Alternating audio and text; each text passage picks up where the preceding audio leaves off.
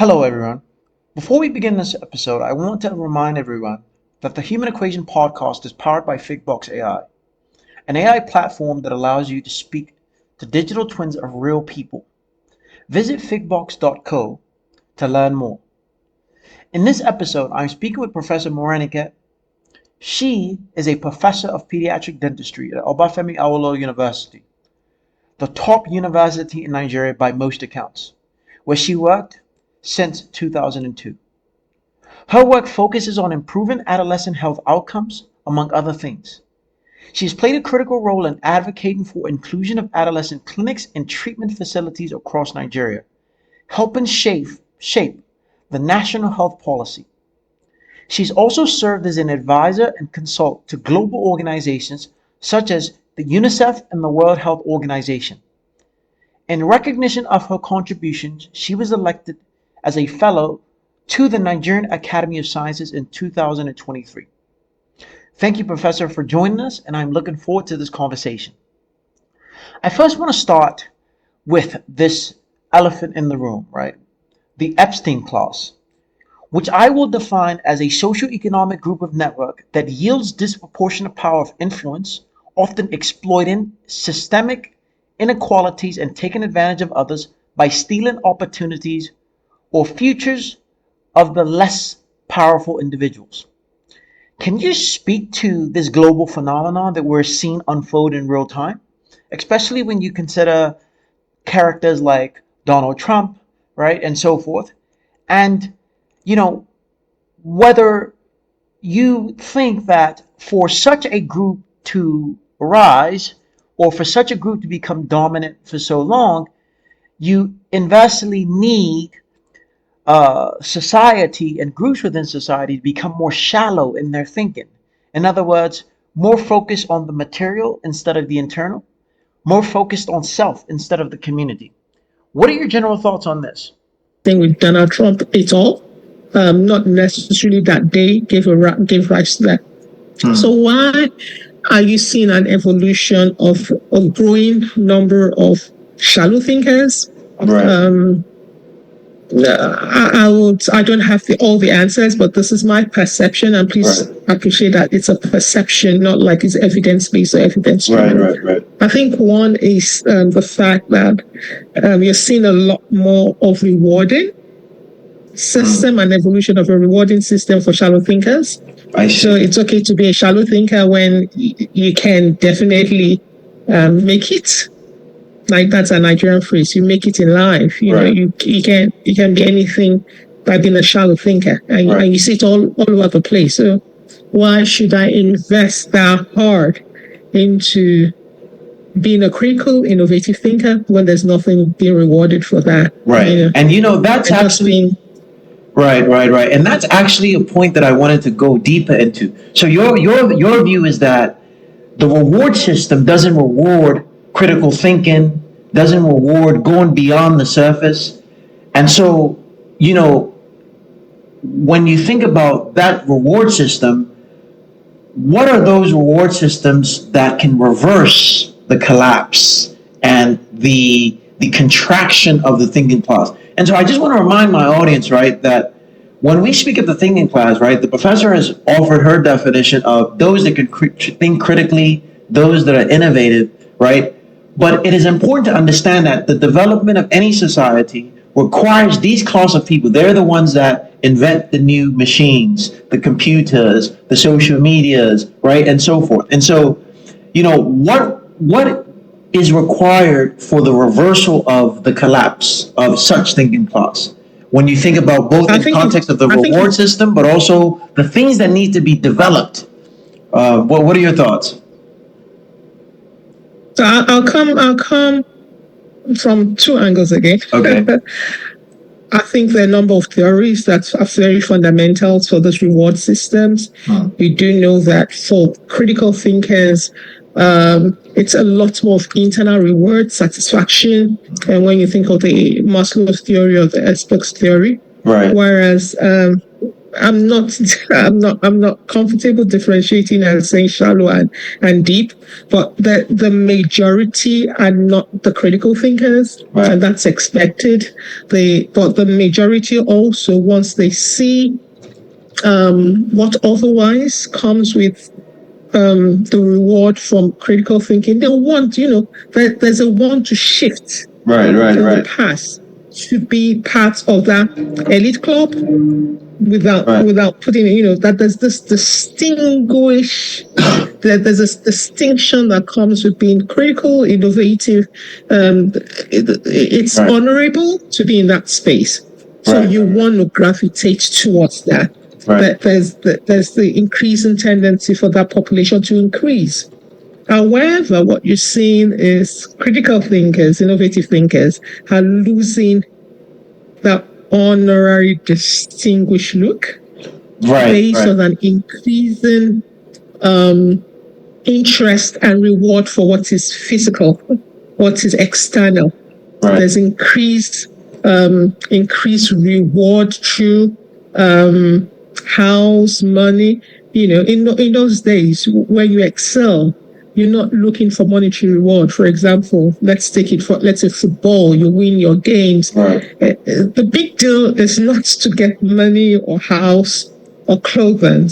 That's not the rewards. The rewards is the fact that you're acknowledged and distinguished, honored, and that's what you aim for. But for now, everybody is going this other way. What's supposed to be basic is now becoming the.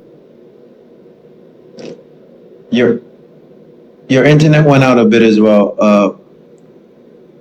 But am I back? Yeah, but so you're back now. You're back. I think what I find very powerful in this conversation so far is your attention towards this concept of reward, and also you mentioned this idea of the internal drive that particularly for people that think critically and are these what I would call the thinking class of society, they are more internally motivated rather than this external motivation, this quick money syndrome, this sort of like appeasing the external, right? And that's a very interesting perspective that I didn't really think this conversation was going to go, which is great.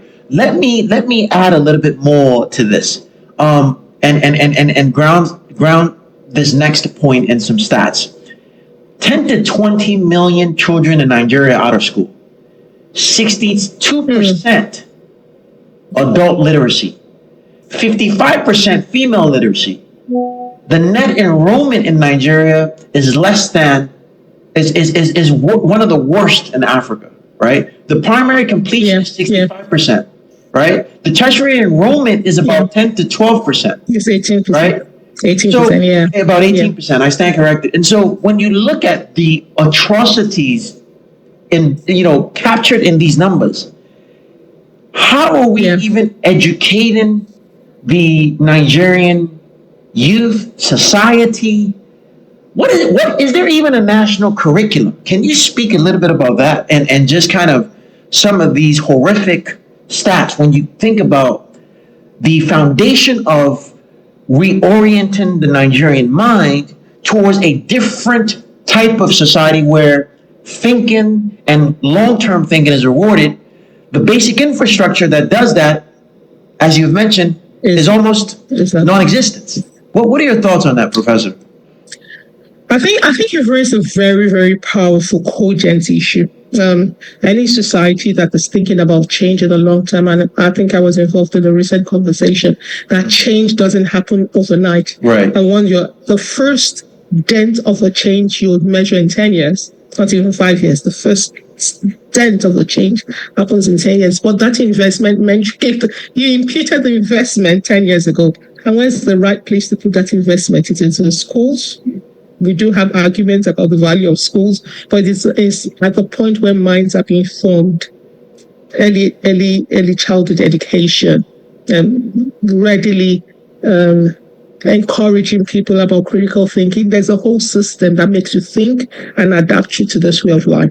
You're very right when the majority of those are out of school and are not in a place where that formation can happen. Right. And then when they are in another system where they are, the majority, sorry to say, are what is shaping their mind in that space. Right. And then you start to see a system that when there is evidence supporting that your being out of school makes no difference to what is now nationally acclaimed as honor and investiture of what? Who are you investing honor onto?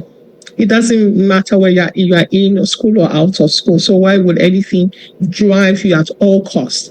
Yesterday we were talking about a family, and we remembered our grandmother. Our grandmother paid the price for her 5 children to go to school, and she paid dearly for our girls to go to school because that was a pathway. And of course, I do know the discussion about the value of schools, but if that, then that drive. But now the drive is not school, it's about money, and you can make money through football and not go to school. There's on everybody's mouth is Bill Gates and who's this guy? Zuckerberg and all these sort of famous people. Exactly. Well, actually a minority and exceptional. Exceptional, but definitely. All of a sudden, exceptional, but minority. But people forget that minority and are magnified by what is now the value, which is money and fame. Right. And then everybody's saying that, of course, the footballers that have fame. Yeah. All the musicians that have fame, and they don't have to go through this path where you have to seemingly do critical thinking, innovative thinking. So, I think this is when I'm listening to you closely, something that I pick up is several things. The first is if you have a system where you tell people go to school, but the benefit of not going to school is as equal as the benefits of going to school. Exactly. There's no real advantage from the perspective of the person that's being asked to go to school. That's number one. Number two, you spoke on this issue of the urgency or the quickness or the lack of undergoing some type of process, some type of character building where there's this sort of mentality that, okay, I can start at point A and arrive at point B next week, rather than kind of that work ethic that is actually required. And when you actually look at these people that are exceptional, you don't see the struggle. You only see the output. So a lot of that storytelling is not complete. And so those that are observing from the outside, right? I mean, look at you. I mean, you've one of the reasons why I'm so excited about this conversation is because people like you are my Bill Gates, right? People like you are my Mark Zuckerberg, in a sense that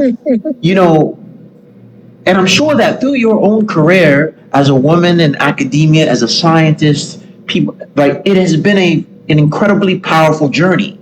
And you've had to endure so many things, but people just now see, she's a professor at OAU, she's successful, but they don't see that journey, right? And so I think that is something that hopefully people listen to the podcast can understand, that there is value and there is beauty in the process and reaffirming yourself in the journey. I want to shift gears a little bit, not shift gears, but go a little deeper, but in a different direction towards this idea of the reward system and the people that societies such as Nigeria rewards. In Yoruba, we have this proverb, we say, Igito daki penuigo, which means the best tree is the first to be cut down in the forest. And so we see this systemically in Nigeria, where we see the massive brain drain, our best doctors, engineers, scientists, academics leaving in drones, right? We've pushed out or silenced every leader that's trying to challenge corruption and mediocrity. We've crowned people with chiefdom titles who have zero moral compass, underfunded universities. So here, my question is this assassination, or what you call the collapse of the thinking class, accidental, or is it by design? Is there a deliberate project to ensure that these critical thinkers and innovators and people of integrity are driven out or silenced and destroyed? Who benefits from Nigeria's remaining intellectual poverty? I know there's a lot of questions there, but what are your thoughts on It's that? a lot of questions, but I'm going to retrace one step and then move forward. Okay. All right. First is to note that when I use the word school, please note I'm not completely stating the inside the four walls. And I think you put it brilliantly that the concept of school here is a process that you get somewhere through a process, not necessarily you wake up and you're there. And that process is what gives depth, is what is alluded to here as critical thinking and innovation that changes system. Right. Having said that, I think what you said is powerful, but I see it also in a whole vicious circle. Right. We're all linked and everything is linked. I'm not sure there is a deliberate action to undermine the critical class, but yes, there is an effluence. And this is what, just give me a little time to put together what I think is happening and what could change if there's a consciousness to make that change happen, because there's nothing new about it. Like you do know, I think Nigerians are exceptionally brilliant. It's not because I'm a Nigerian. I think if I'm outside, I would say that about Nigerians. They're exceptionally brilliant. They perform differently. They, wherever they are, they best adapters to anything. But within that, if you appreciate that, that also makes you want more. It will explain the efflux you see. Because there's everything in here that isn't making you want to stay and therefore go leave. But it's not peculiar to Nigeria. No, it's not. It's happened in China. It's happened in Malaysia. It's happened in India. What I think isn't happening in Nigeria, but has happened very well in China, is the system to allow that efflux to come back. In those other places, there's an efflux and there's an influx of those efflux. So those that efflux end up acquiring, a new set of skills, power, entrepreneurship that they bring back into the system and make the system better, including coming back and impacting, those that otherwise would not have grown because of being out of school. Please understand my school is a philosophical term. Yes, I'm with you. In the walls. Yeah. So that is a vicious circle that I see has happened for many developed countries and developing countries that has evolved well. And my best example is China. But it's happened in India. We've seen it in Malaysia. And I've seen it in Taiwan. So that happens. There's the efflux and the influx. What I'm not sure I'm seeing in Nigeria is that consciousness of a government to make the influx happen. And there's everything in the system, not that the government is driving, but it doesn't have the power to retain the best of minds because they have to go. So I think I also come from a Christian background. There's always a balance of the ecosystem. While now, in the immediate, there are people benefiting from the efflux of brilliance from the system.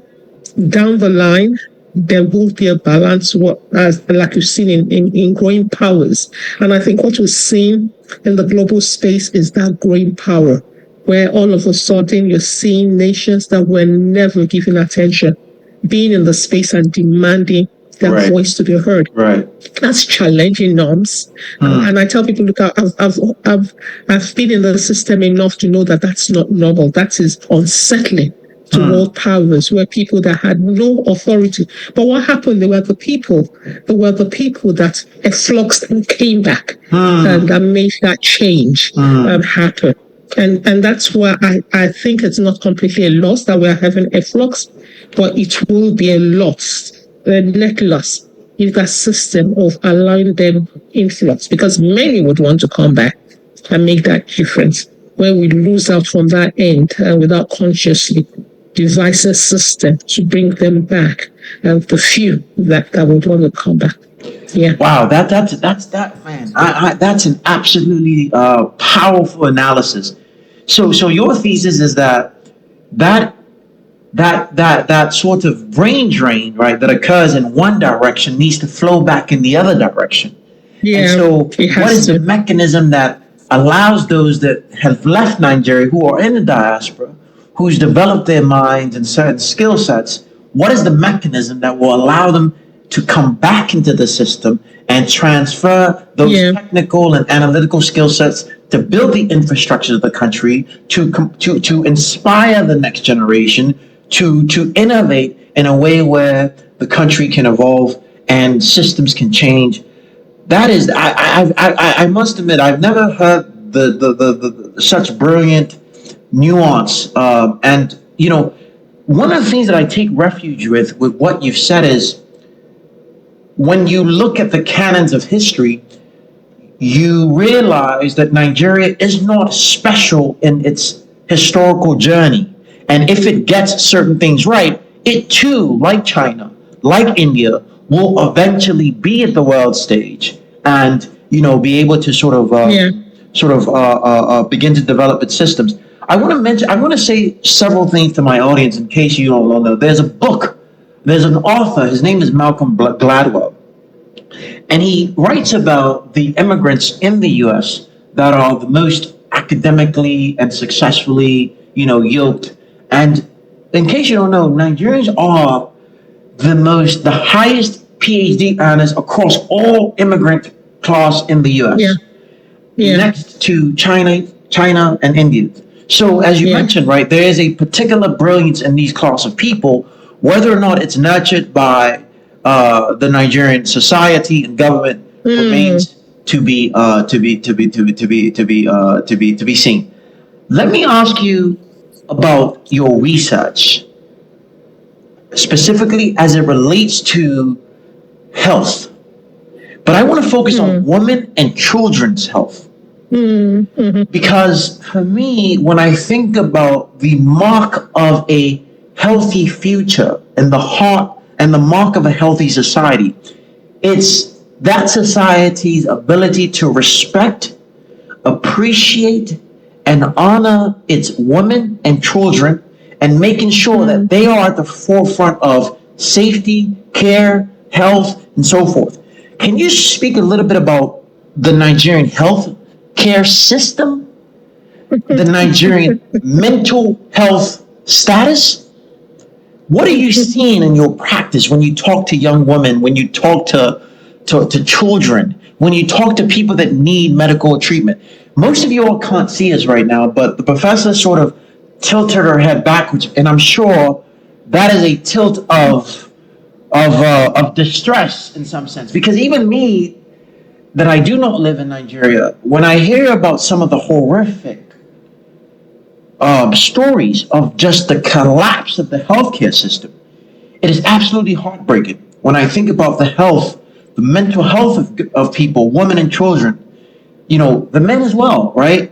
But what is your general thought on that? What does your research do, and how are you seeing the state of the healthcare system, and what can we maybe do to resuscitate it short term?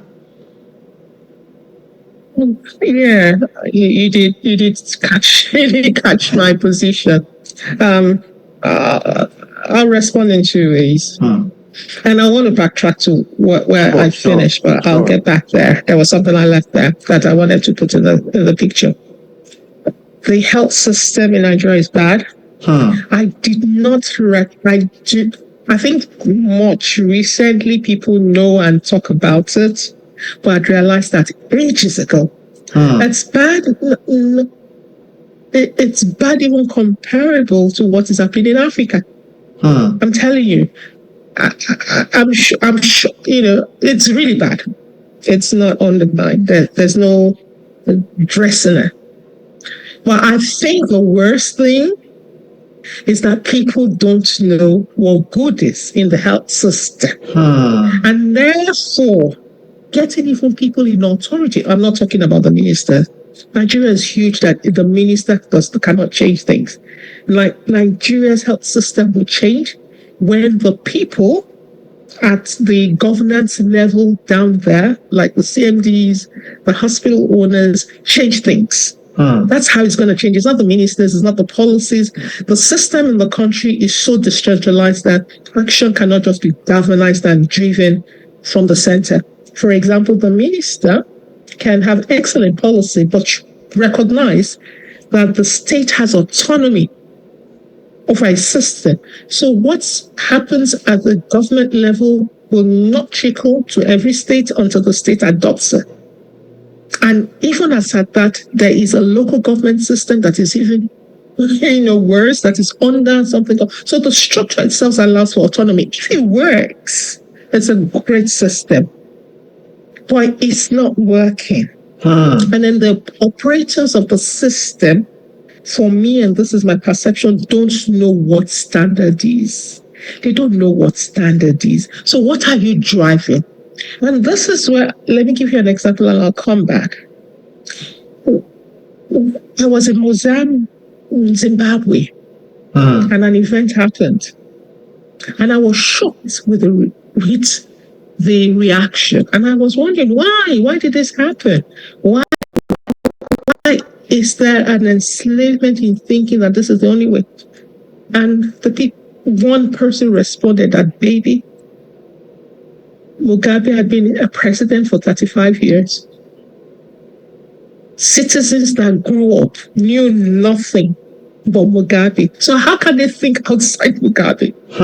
They know nothing but Mugabe. So they can't think outside Mugabe. And this is what I think is happening with the health system. These are people that have grown 30 years, 40 years. They were trained as healthcare providers in a system that was not okay, that was not optimal. Right. So they can't think of what is optimal. They can't imagine it because they don't know it. Right. This is what is normal for them. It's not even suboptimal. It's poor. I mean, I'm shouting, it's poor. But they don't know a system outside it. So they can't reimagine. They can't reimagine. So it's going to really take drives. I don't even think it's so major if the CMDs, and that's why I'm going to step back to where I left. When I talked about that system of influx, without a deriving system of influx, this is the gap that happens. Because there's an influx, the top minds are, for most part, it's not all, most part are the ones that leave. Let me take you from the academia. Okay. In the academia, you cannot come, in the past, you cannot be a university lecturer if you don't have a 2-1. 2-2s are not allowed into the academic system. You either have a first class or a 2-1.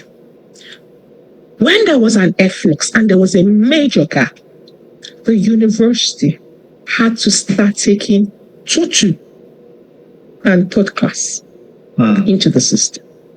I see. Darling, a third class is a third class. I mean, they're always the minority that changes. It's the third class that are professors. You know, this is not the first brain drain. There's been past brain drains. Right. You know, where people left the set. For example, my colleagues who are doctors going to consultancy because it's better. That generation of that drain that happened, they're the professors today and the vice chancellors. Wow. So imagine their products. That is the products that we're having. Now put it magic to the health system. These are the people who, because their ability to create, to think, to generate, to make things new, to teach in a way that challenges you to think of changing systems. They are not the ones that teach like secondary school and copy notes because they don't have anything to challenge the system. Right. They have now produced themselves in a new generation. So what is it that you want to change? The influx will make a major difference, but even those inside, there's going to need major traction to make that change happen. I don't believe it can't happen. But this is not something that's going to happen in 5 years, in 10 years, in 20 years. It's a major, major shift that has to happen because you've grown up children, you've grown up adults that don't know standards. They don't know that they think shortcut is a normal way. Everybody thinks I have to know you to get anything good. I have to know you. And, it's an entrenched mindset. So everybody, the majority thinks I have to, can get away with anything if I say I'm sorry. And then they tell you, but Motibe now, they don't know about consequences for wrong action. You can get away with consequences by pleading. And getting the Godfather to help. Right. So it's that system. For those of you listening, Mabino and Pele means I'm sorry or excuse me in the Yoruba language, and so that's what the professor is referring to. Honestly, I am taking notes as we speak because what I really enjoy about the elegance and the beauty of your mind is you are identifying the mechanics, the core joints of the system by which by which we have to sort of start to work at and alter in order for the system to evolve. And there's a precision in what you're saying, right? There's a certain level of like I said, precision in for example, the idea that when you have people of low standards in charge of a system, they end up reproducing themselves in the standard by which the system produces, right? I think that's just a brilliant analysis when you think about these sorts of things. When you think about, when you raised a very profound question, what does good even look like? Right? For example, anyone knows that in order to aspire towards something, it's easier to have a vision or a representation of what that thing looks like, because it's almost like going on a journey where you don't know the destination, right? And so when you think, you beautifully put that even the standard is not something that is clearly understood. And then, of course, right, you moved into how this erodes the mental character, the mental structures of the average citizen, and even the leaderships, where the consequences of one's actions, of giving one wrong medication or misdiagnosing one, a sorry is what often follows, right? Rather than some accountability. Obviously, the person that lost their life can't get it back, so sorry is not good enough, right? In those cases,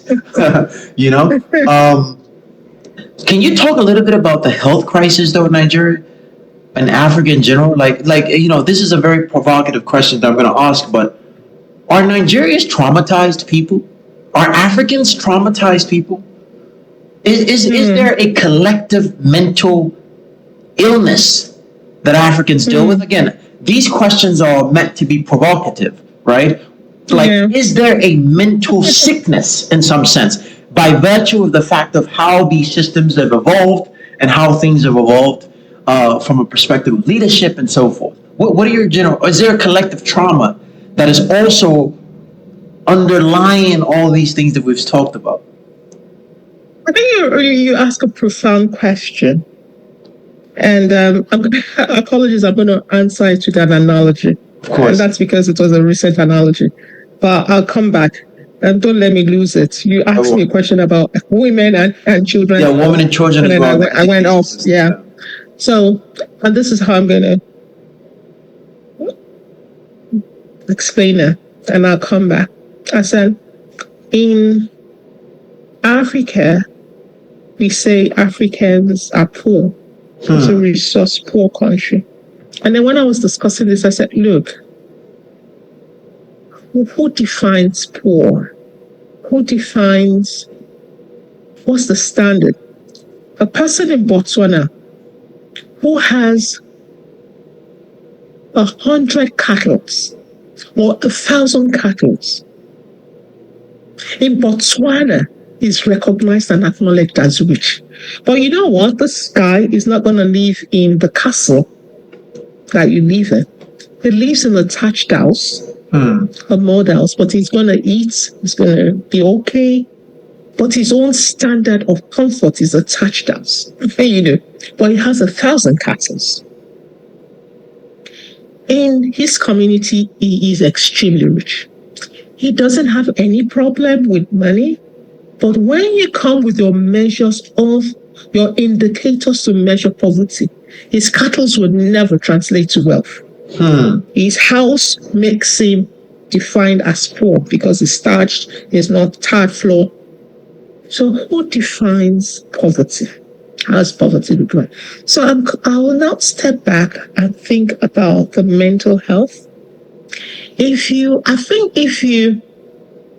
classify mental health of Nigerians with classical indicators, and I've measured it. I measured it once in Ife among school children, and I was shocked. Wow. I was shocked. You know, I adapted. And I saw that ACE, advanced childhood experiences, over 60 something. This is a landfill that is supposed to be peaceful. Over 60, I think you had 66.7 or something like that. I've not still come out of that shock in this comfortable environment. But then, when you think of people that are resilient, yeah. When you think of people that struggles well, it's Nigerians. Right. I was telling a team, they started as mentors, young mentors. So they were going into Africa. And then they were going to divide into groups. I told them, baby, if you want your project to succeed, make sure there's a Nigerian in every single team. Right. It is that Nigerian that is going to drive that team to succeed. If you take other Africans in that team, you say, once they're tired, they'll go. Right. Nigerians are not like that. So the resilience is there. They fight. So when you now think of that resilience against what is mental. So you're saying you'd rather have the resilience even though the mental toughness, I will take the resilience because it makes you survive. The mental health, it covers up, that's not the word, but it balances out the stress at the end of the day. And it makes you keep going despite the stress. Without the resilience, you will break down the stress. And the Nigerian stress, you will break down. But the resilience makes you move on and survive. Very well. So what is that measure? What is the allowable baseline? I'm not sure if many people would survive the Nigerian stress, but the Nigerians, I think that's why when they opt out, they just fly. Because definitely. That resilience. What is what you're crying over? Spilled milk, please clean the floor. Let's go forward. Why are you staying there? That's a Nigerian, So I think that so that was why I hesitated. How do you balance it? There's stress here. But I'm not sure if you ask a Nigerian, are you stressed? It's going to tell you, it's going to tell you like, yes, I'm stressed before you finish the question. But the life of that person may not show you that stress. And that's because this level of resilience that counteracts that well enough for them to survive well in a system that otherwise would be classified as stressful. Right. Well, that's a particular view that I'm again. This is one of the beauties of why speaking to someone like yourself is very powerful, because your perspective is very unique. Normally, you expect a particular type of response, but the way that you are analyzing a lot of this, these subject matters it gives one room to think for sure about a lot of things, because what I'm hearing is that you're saying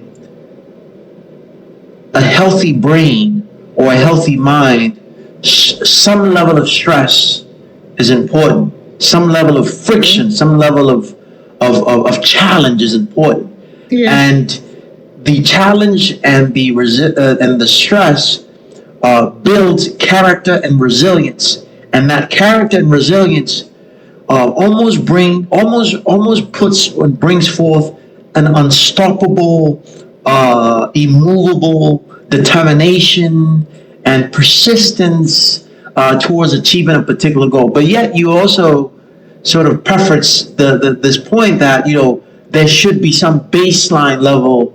How to measure that is another conversation for another day. But I definitely, if I was to speak about myself, I definitely feel uh, like I have a lot of that resilience in me, and a particular tenacity and determination.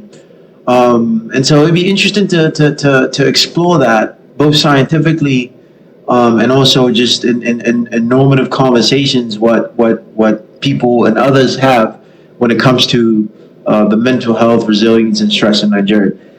I want to, before we round things out, I want to get a little bit more personal, if you don't mind.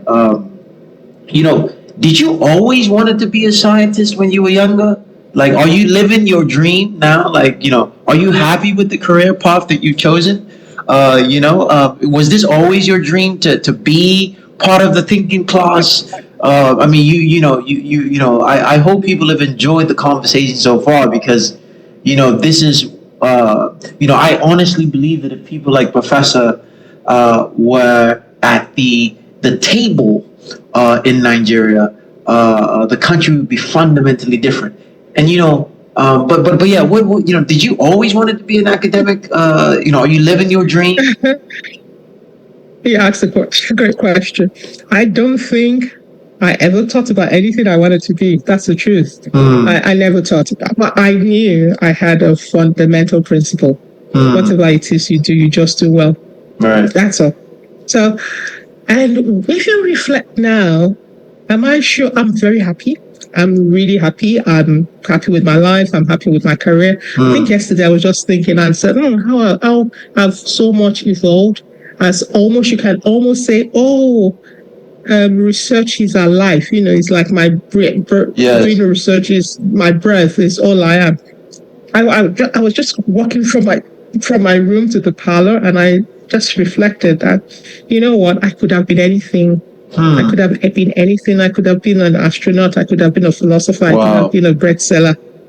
But the difference was that fundamental principle to excel in whatever it is. Right. To do. Yeah, I could. I don't think I had a. It's not like it's a calling. Right.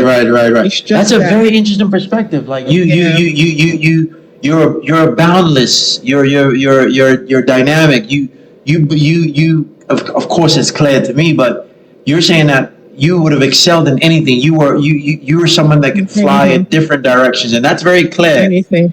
And so you never really had this internal thing that I must be that, I must be a doctor or anything. No. So that speaks to your parents, perhaps, and their ability to let you be free to choose and to explore.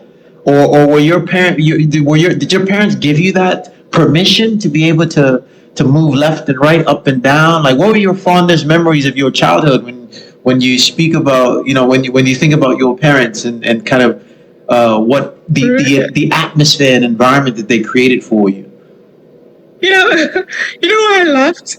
I was just thinking of my parents and myself this morning when I was brushing my teeth. Wow. And I said, look, what, how did it evolve? What happened? I think they did, I think this is it. I didn't put it back together then, but I'm putting it together here. Yeah. We had a safety net. We all, myself and my cousins, we had a safety net. It was like there was a family. And so once I got into the university for my life, it became my life. It just became my life. And I would go to my cousins. I just tell my parents I've gone to my cousins. I'll go to Lagos. I just tell them. And that was how I lived my life till after. Once I got into university, and that was at 15, my life was mine. Wow. And there was no point throughout that process that they forced me to, like, oh, why are you going to Ibadan? Come back home or something like that. Right. I grew my life independent of them, yet respectful of them, knowing who they are. But I became me. Did it happen to other people? My other siblings? I don't know. We're just independent, yet close. So why I said it was a supportive network was that it was within where they could trust. Maybe the call and said, apologies, there wasn't any. There wasn't any WhatsApp, no mobile phone. But at least they would check. Oh, Marenka said she was going to Ibadan. Then they check. Is she there? Maybe they did that. I don't know. Right. But I was in that safety net. So I just grew very independent, and I've stayed independent. And I was thinking, I don't think my children understand why I did that with them. They are so independent. Right. And they also, they are independent. I tell people that if I die today, I would celebrate in my grave if a teardrop comes from face. Yes, I understand that they love me. Just as they know I love them. I don't doubt it. I have no doubt. But they're so independent that they would bury me and then move on the next day. Right. Wow. I love the sense of humor. I sort of had questions prepared, but this conversation has evolved so beautifully, and I'm having such a lovely time. And I have a more of a selfish question. If you could wave a magic wand right now and could change one thing in Africa and Nigeria, what would that one thing be? If you had a magic wand and one thing that you could change right now. Leadership. That's all. So let me follow up on that a little bit, right? So let's talk about leadership a little bit. So when I'm going to use this term, the Epstein clause, right? And the reason why I'm using that term is obviously in the news, right? You have the Jeffrey Epsteins of the world who, I would say, the moral degradation and the exploitation of and abuse of children and women and so forth. One of the stories that I've heard, and perhaps you can correct me if I'm wrong, is that a lot of the leadership actors in places like Nigeria prey on the weak. They weaponize poverty in a way where the most vulnerable in our society are those that are affected. And so, for example, a very simple but yet provocative point would be that a lot of our men would rather not go to school, think critically, but become Yahoo boys, for example, right? A lot of our women, instead of, committing themselves to excellence and innovation, they rather turn into, in some extreme case, prostitution. Sex workers. Sell their bodies, right? And a lot of the beneficiaries are those of the Epstein class. Talk a little bit about that when you talk about leadership and when you talk about, the lack of the Patricia Lumumbas, the Kwame Nkrumah, the Marcus Garveys, right? Fela Kuti's mom, for example, right? These great, selfless, the Aulos of the world, right? The Ojukus, right? Right? When you talk about leadership, what do you mean exactly? What are the new class of leaders that need to emerge in Nigeria? All right, excellent question, but I think I've alluded. Please, when I say leadership, I'm thinking of not necessarily not just governance, but also within the institutions, at the level of the local. Exactly. Yes. Heads of departments, deans, the CMDs of the hospital. Right. Why? Because once those micro leaders look, there's one other thing that I can tell you is exceptional about Nigerians. Loyalty. Nigerians are loyal. They are loyal to their leaders. That's something. Or it's not. Look, it's I don't know how to put it. It's a truth. that you don't find in many nations. And once Nigerians sees a leader that's committed to their welfare, they fall in line. They fall in line. They work with you for success. The headache is that once they see you are double standard, they will choose to find a way to. So when I'm thinking of leaders, I'm not just thinking at the macro level, it includes micro level, household levels. I mean, when fathers and mothers are nothing to follow, what are you expecting of the child? Right. So once there's leadership that understands, I want to be careful with my definition so that I do not define people as right and wrong. Right. I don't want to define right or wrong. Like the prostitution, I'm not in a class where I say prostitution is right or wrong. Prostitution, But once you see prostitution as a choice of laziness, yes, it's the laziness for me that is wrong, not laziness. Prostitution. Okay, yeah, it's that laziness that is wrong. That is morally wrong, not legally wrong also. So you have to define what is wrong also. So you equate those choices. You equate those choices of prostitution, defrauding people as the underlying character and behavior as laziness. Yeah. That's the piece that needs to be addressed when you're saying through leadership. Is that root, less of the branches that needs to be addressed. And when leaders are truthful to the system, they will invest in those root changes rather than just live on whatever the affluence that comes to those leadership. Right. I would not undermine leadership. I know that too well. I've worked in leadership positions. I'm not the best, but I've seen changes within a short time. We're talking about changes that can happen in the immediate. That is one. One of the things you find that Nigerians refers to, they trouble you, they push you. Once they see you stand on truth, how societies define truth in their own ways. Yeah. But they see on you principle, on values, on principles. Yeah, exactly. And they see you care about them. They fall in line. I've seen it. I've seen it multiple times. So if you can do it at micro levels, at meso levels, and it will trickle to the macro level someday, sooner than later. So for me, I'm not going to shift. It is leadership. Leadership is for Nigeria. It is leadership. For Nigeria, it is leadership. Honestly, I walk out of this conversation incredibly optimistic.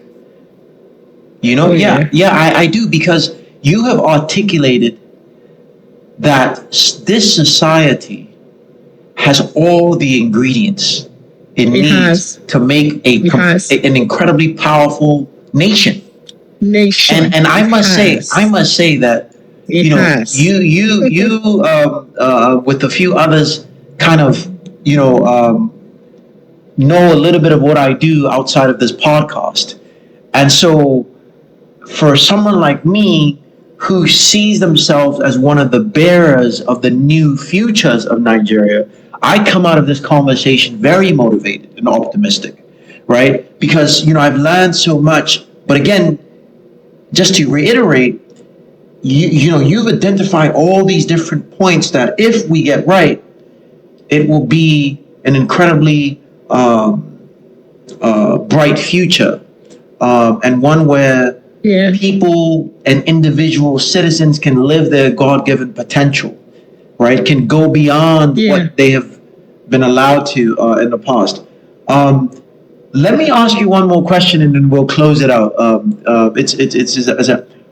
What is an advice you would give to your younger self? If you could talk to your younger self, what is that one advice you would give your younger self? I'll preface this to say that, I remember when I had the opportunity to speak to Barack Obama, he had told me once, he said, if you're not at the table, you're on the menu. And I like that. yes, and I've never forgot that because he said that in a context of him trying to help me understand the game of power, you know? Yeah.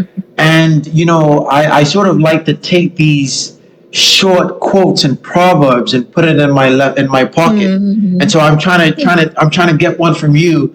What is that one advice you would give to your younger self, if you, or an advice in general that you would give to the younger generation listening today? Yeah, I don't think it's something I've reflected on. So Yeah. I'm thinking. Yeah, What take is your it time. that I Take your would time. say? It's a Um, I think if there's anything, you know, I would have loved to be wiser a lot younger. You know, hmm. um, I think that would have been powerful in that it would have, well, my trajectory of growth would have been faster if I was wiser a lot earlier than when I finally found wisdom. Um, because for me, I think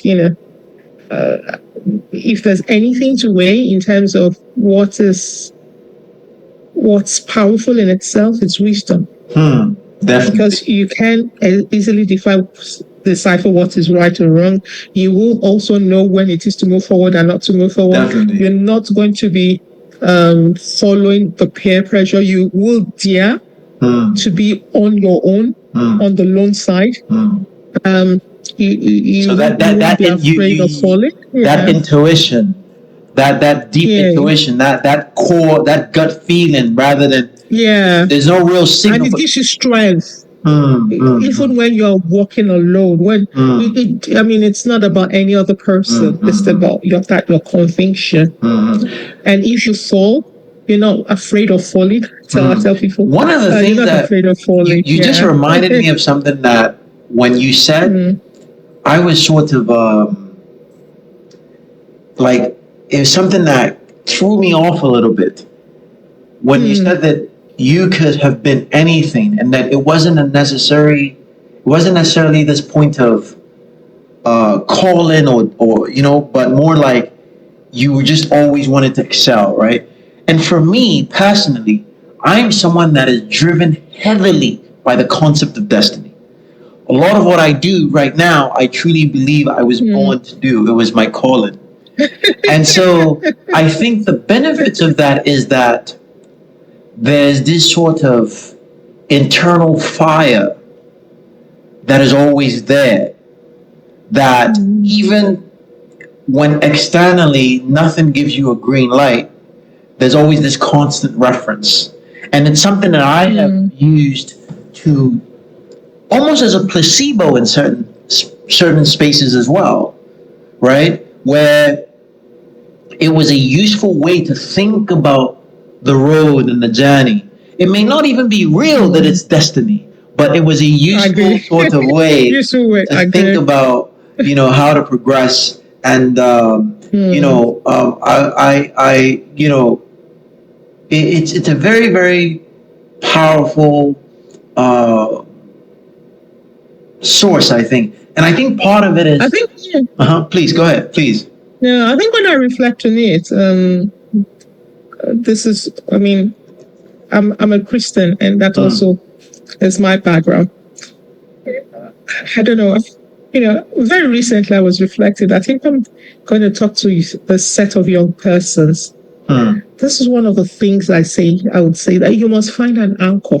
An anchor allows you to stay afloat. What is your what is your goal? What is your path? What is your purpose? Yeah. So for you was that you felt there was a purpose. Definitely. So that was an anchor that allows you to go on even when you could otherwise have drowned. That's right. When you could have left the safe, the safety. When everything was so dark, then you had to make a choice. Do I let it go, or do I keep holding on for the next length of period you don't even know? You must find that anchor. That anchor could be anything. For you, it was the belief in the destiny. I don't believe in destiny, but I believed I did have my anchors. And for me, a number of times, this period, it might be a scripture, the scripture. I see. Some other so for you, is your faith in a sense. Yeah. So there must be an anchor because I Right. could have drowned. There were Right. times in this journey I could have drowned. Right. There were times that if that anchor wasn't there, that made me continue to say, no, I have to, there is something. Right. There literally is something. Yeah. I could have given up. Yeah. And for all you know, there might be many people in that phase of life where they're struggling and it seems easier to give up. The only thing that might make you hang on is that, oh, this is destiny that I might Right. pursue, or this is what my fate tells me. But there must be an anchor. I think so. I don't know if it happens to everybody. Yeah. But I think that anchor takes you through the storm and enables you to see the light at the end of the tunnel. Yeah. Wow. So that ends it for the podcast, Professor. I'm so moved by the way that your mind works and kind of a lot of the gems that I've been able to pick up. And I think this is one of the reasons why I was sort of excited to speak to you, because a lot of my interactions with intellectuals and scientists and thinkers has been in the Western context. And I am very much looking forward to, spending more time with you physically, virtually, within the African ecosystem to sort of learn even more from people like yourself, because I am on that journey of coming back, as you mentioned, right? That sort of like reversal, right? Like I went out, now I'm on that journey of coming back. Yes, and it's a very poignant moment in my own journey, and I hope to further sort of bask in your wisdom, and I hope that you all enjoyed this conversation, some of Professor's links, such as her website, her Wikipedia page, and some of the works that she does with her nonprofits. That will be included and linked in the description. And thank you all for joining us again. And again, I want to thank you, Professor, for coming on again. I really appreciated it. It's my pleasure.